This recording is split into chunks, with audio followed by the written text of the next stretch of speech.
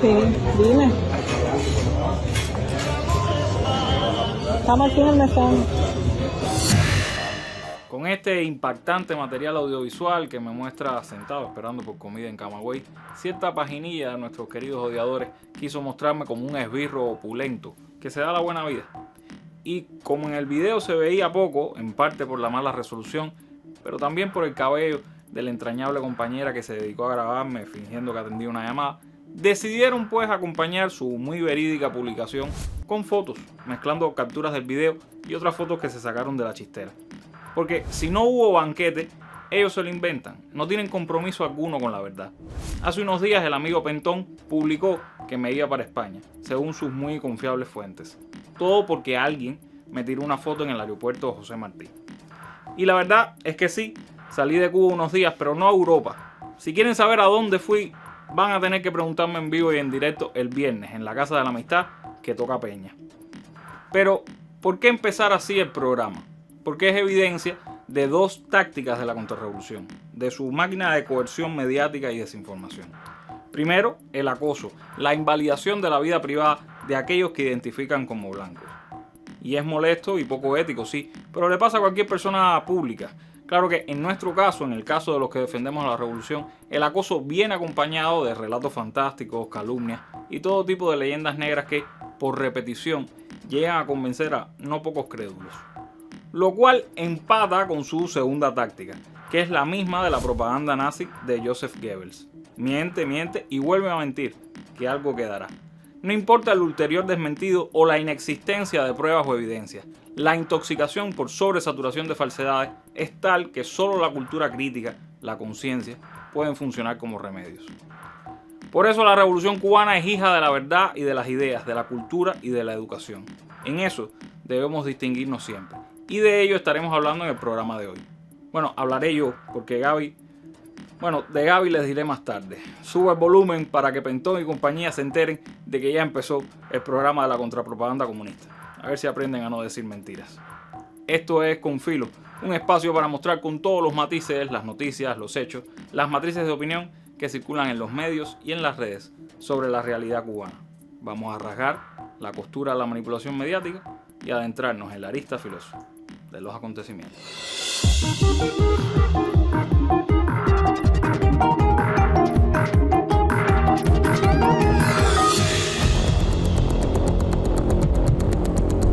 El reggaetonero cubano Lems Izquierdo fue arrestado la semana pasada en Miami. Estuvo en 2 correccionales hasta que fue enviado al Alcatraz de los Caimanes. Forma parte del primer grupo de detenidos que inauguró el nuevo centro de detención para migrantes. Desde dentro, el cantante se comunicó con su pareja. Hay alrededor de 400 personas. Aquí no hay agua para uno bañarse. Lleva uno 4 días que no se baña. No hay nada para uno lavarse los dientes. No te sacan afuera, aunque sea un minuto, a coger aire. Te dan comida una sola vez al día, comida que ha traído hasta gusano. En el clima subtropical de los Everglades habita fauna muy diversa: serpientes, caimanes y cocodrilos. Justamente por esa ubicación es que el gobierno federal creó esta herramienta para atemorizar a los indocumentados. Alligator Alcatraz, el Alcatraz de los Caimanes, un centro de detención de paupérrimas condiciones donde migrantes cubanos y de distintas latitudes sufren de privaciones y oprobio, de lo que supuestamente huían cuando decidieron escapar de la cruel dictadura en Cuba. Y miren cómo están las cosas por allá, pero en democracia los representantes electos responden por los intereses de sus votantes. Así que los personeros de la mafia anticubana, también conocidos como congresistas, Díaz Balart, Carlos Jiménez, etc., fueron hasta allá a comprobar que las condiciones del lugar son muy apropiadas. Si acaso el nombre que le pusieron está un poco feito, pero todo bien allí. Del mismo modo que la maquinaria propagandística contra Cuba, estos políticos de la Florida tienen un gran compromiso con la verdad. Por eso, Díaz Balart no puede hacer otra cosa que reprocharle a los cubanos haber creído en las falsas promesas de Biden. Somos los cubanos los culpables de las masivas deportaciones de Trump, sobre todo los que se fueron a Estados Unidos con un mecanismo que era legal, pero legal de mentiritas, no como ahora, que sí te deportan con leyes de verdad, las de Trump. El congresista Mario Díaz Balart manifestó que están buscando soluciones para cubanos, haitianos, nicaragüenses y venezolanos afectados por la revocación del parole humanitario, luego de la decisión de la Corte Suprema de permitir su revocación inmediata más de 530.000 migrantes podrían enfrentar deportaciones. A pesar de que muchos en su partido vieron el fallo judicial como una victoria para la seguridad nacional, Díaz Balart se siente orgulloso de representar a estos grupos y enfatiza su esfuerzo para protegerlos. Los migrantes que entraron legalmente ahora deben buscar otras formas de protección migratoria para evitar la deportación.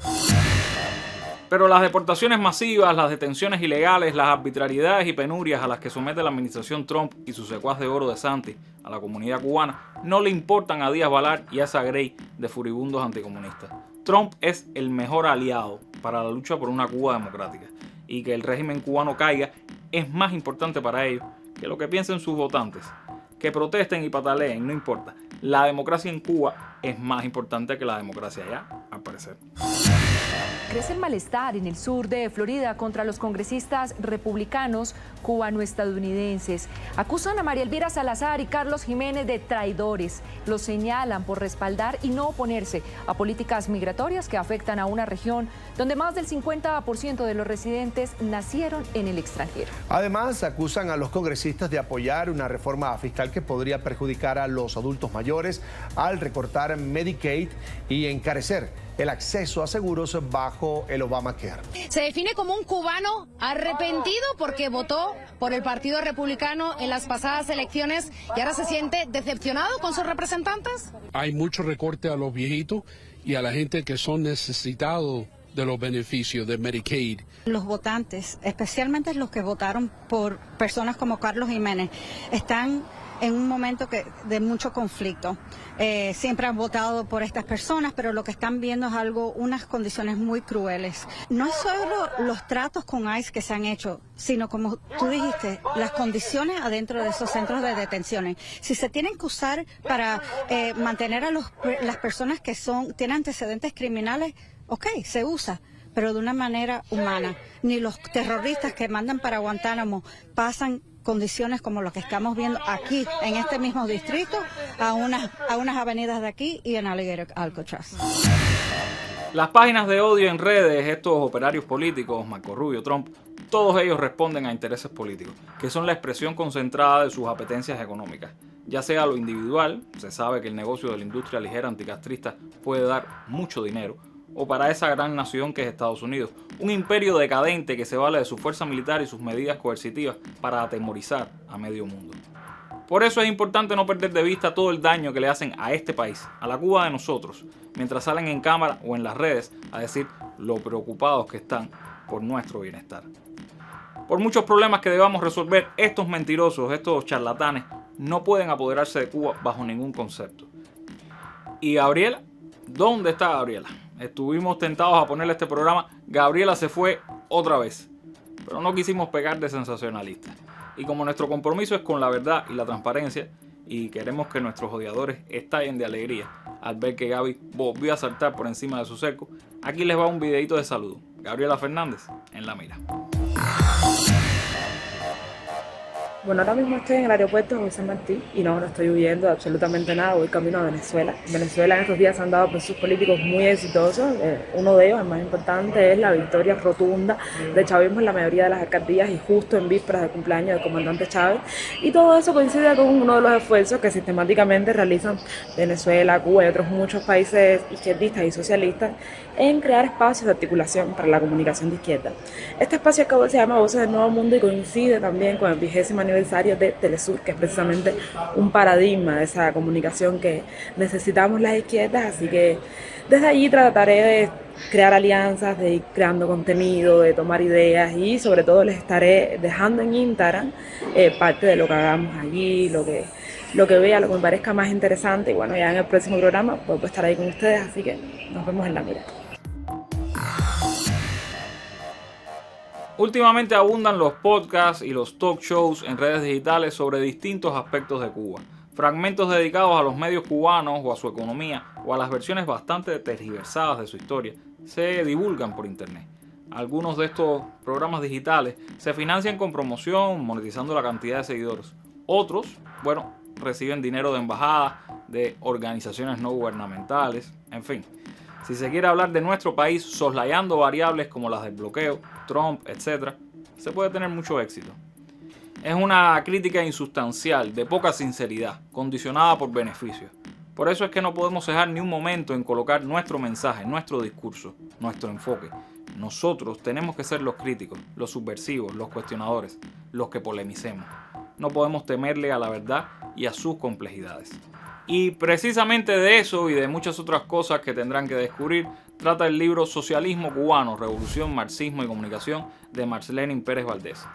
Pueden descargarlo escaneando este código QR o buscando el enlace que de pronto compartiremos en nuestras redes. Su autora accedió a hablarnos un poco más sobre esta obra y sobre los desafíos a los que se enfrenta nuestro proyecto, en exclusiva para Confil. Hola, ¿qué tal? Qué bueno volverle a saludar y no precisamente desde el estudio cuadrando la caja, sino desde el campo. Pues yo tuve la oportunidad, el gran privilegio de haber estado este sábado del libro presentando el libro del cual soy autora, que se llama Socialismo Cubano, Revolución, Marxismo y Comunicación. Necesitamos estar en los medios de comunicación modernos, los digitales, en las redes virtuales, necesitamos estar, pero para tratar de no parecernos a lo que intentan hacer con nosotros de homogeneizar todas las personas, todos los contenidos, todas las ideas, sino para distinguirnos, porque en Cuba siempre nos hemos distinguido, o por lo menos lo hemos intentado con todas nuestras fuerzas y con todo nuestro empeño. Y este libro que les comento precisamente trata de conversar y de mantener un diálogo sobre algunas de las cuestiones que entiendo son puntos neurálgicos en la Cuba de hoy, en el mundo en sentido general, pero sobre todo con énfasis en nuestro país. Están utilizando a los llamados influencers, están utilizando a líderes de opinión, a creadores de los llamados creadores de contenido, para precisamente llegar a través de mensajes que muchas veces se aparecen como despolitizados, se aparecen como banales, como contenidos suaves, y justamente lo que están es transmitiendo estilos de vida, modos, aspiraciones, deseos, están construyendo hábitos, están construyendo estereotipos, están construyendo patrones que se alejan constantemente de una verdadera, un verdadero ser social humanizado. Yo en estos casos siempre tengo clara una de las tantas ideas de Fidel. Nosotros no podemos competir monetariamente con el capitalismo. Nuestra batalla tiene que seguir siendo de ideas. Nuestra batalla no es en el campo de la monetización, de las relaciones mercantiles capitalistas. Nuestra batalla no es competir con esos otros que ahora se dedican a hacer contenidos, podcasts, audiovisuales en materia de presupuesto. No es ahí donde nosotros tenemos las de ganar. Es del lado de la justicia, de la verdad, de los valores. Es en el lado de las causas justas, de las causas nobles. La verdad es siempre revolucionaria. No podemos renunciar nunca a decir la verdad, por dolorosa que sea. Sí, hay cosas que para lograrse han de andar ocultas, por supuesto, pero otras muchas no. Y si el enemigo las conoce, ¿de quién nos ocultamos? La mentira, el temor, la desinformación, esas son las herramientas del otro bando. Nosotros no las queremos y no las necesitamos. Aprendamos a decir la verdad bien, de manera oportuna y con todo el rigor que exigen los acelerados tiempos modernos. Las redes son territorio del adversario, pero hay que estar ahí, disputarlo siempre. Y nuestros medios de difusión masiva tienen que redoblar sus esfuerzos por convencer, persuadir, inspirar. Es una batalla cruenta, desventajosa para nosotros, pero es la que nos tocó dar. Síganos pues en nuestras redes sociales, apoyen nuestra lucha, pero más importante aún, vayan este viernes a la Peña de la Pupila Afilada. Vernos en persona siempre es mejor y así averiguan por dónde me perdí. No se informen con los odiadores que son muy malos investigando. Por acá, por el vidrio, regresamos el próximo martes justo después de la novela. Hasta entonces, manténgase con filo. Chao.